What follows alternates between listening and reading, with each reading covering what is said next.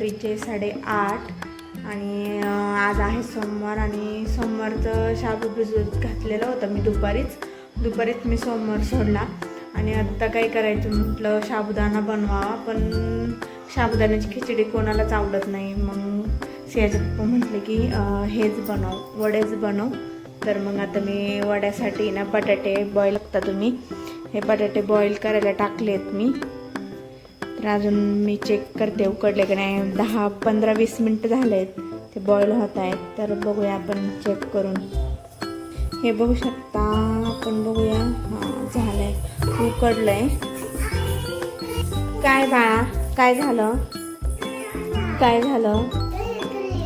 मी तिकडे येऊ का बरं? मी बटाटे उकडले का पाहते, बटाटे उकडले का बघते का, बटाटे उकडले का,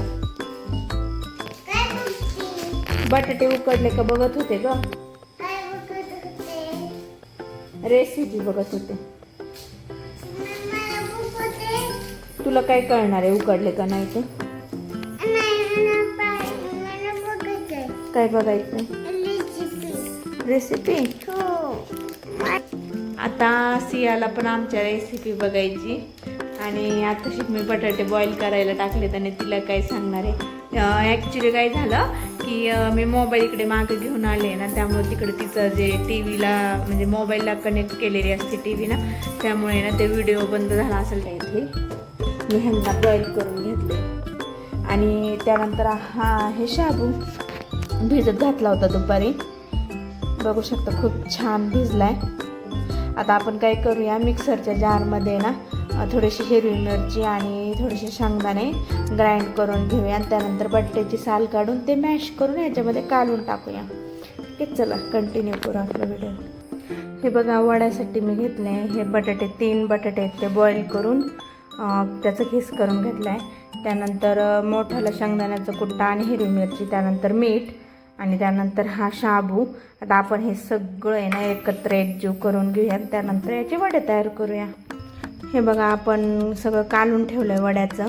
आता त्यानंतर आपण ना तळून घेणार आहोत हे वडे. बघू शकता तुम्ही, अशा पद्धतीने फक्त मिक्स करून घ्यायचं आहे ते मीठ, मिरची वगैरे, शेंगदाण्याचं कूट आणि बटाट्याचं ते आणि साबुदाणा एवढं मिक्स करून घेतलं आणि त्यानंतर तेल तापायला ठेवून आपण तळून घेणार आहेत. खूप छान वडे होतात. प्रमाण वगैरे काय, प्रमाण थोडंसं शाबू जास्त टाकायचा, बटाटा थोडं कमी टाकायचं, म्हणजे मग खूप छान होतात वडे. अशा पद्धतीने मी आता पीठ ठेवलं आहे मळून. पण आता आईच्या पप्पांचीच वाट बघते तळण्यासाठी. तिच्या पप्पा आल्यानंतर मी तळणार आहे वडे. गरम गरमच छान लागतात खायला. बाळा ते तिखट आहे. हे बघा, ह्या अशी किचन वाटव चिडती आणि साबुदाणा मागती मला. बघा, तिखट साबुदाण्याचं पीठ खायला लागली ही. तिखट आहे ना?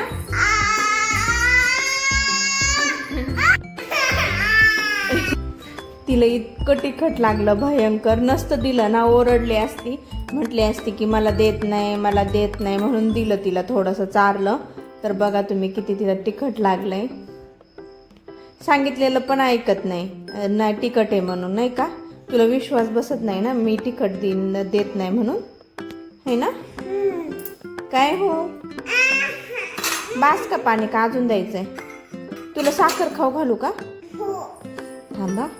पद्धतीने ना मी आता सगळे वडे तयार करून घेतले तर. आणि इकडे बघा, एक वडा मी सोडलाय, तो ऑलमोस्ट तळला आहे. बघू शकता अशा पद्धतीने. थोडासा चिकटला होता माझ्याकडून खाली.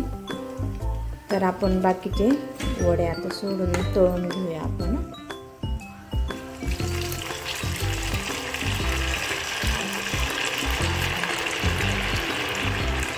लवकर हलवण्यात नाही आल्यामुळे तो चिकटून बसला. तर मी आता 4 वडे सोडलेले आहेत. बघू शकता खूप म्हणजे खूपच तेल तापले, त्यामुळे एवढं काही दिसत नाही आहे. तर एकदम आता लाल आणि क्रिस्पी होईपर्यंत आपण ह्याला तळून घेणार आहेत. आणि ना वडे, साबुदाणा वडे फुटण्याची पण शक्यता असते, त्यामुळे ना थोडंसं गॅसपासून थोडंसं लांबच राहावा.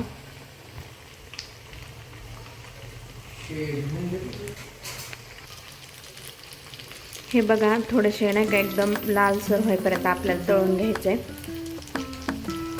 बघू शकता.